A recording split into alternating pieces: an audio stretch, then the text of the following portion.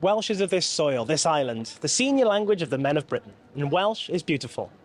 Those are the immortal words of the legendary Lord of the Rings author J.R.R. Tolkien, and it's a sentiment that still holds strong today. Welsh genuinely is a beautiful language. It's centuries old, and given Wales's musical and poetic history, it's a language that captures people's feelings and imaginations like no other. So I'm here today in Cardiff, asking people what their favourite Welsh words are. I don't know what my favourite Welsh word is, actually. That's a big question. I'd say mine is hiraeth.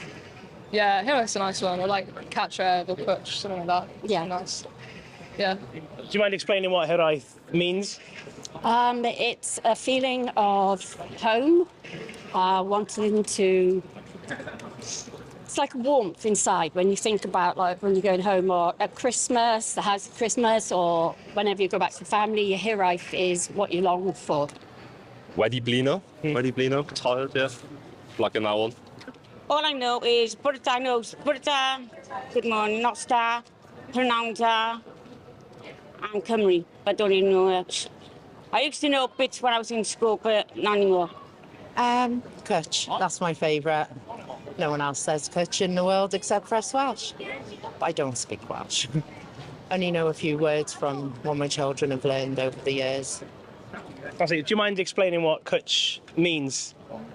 It's the Welsh word for cuddle, hug. So I just prefer Cwtch. We don't ask for hugs or cuddles in my house, only a Cwtch. The Welsh Government have been making efforts to have 1 million Welsh speakers in Wales by the year 2050. And despite recent plateaus in the number of those speaking the language, it's an achievable goal if people across Wales get on board. More and more kids are learning Welsh in education in both English and Welsh language schools, and it's those future generations that will need to carry the Welsh baton on into the future.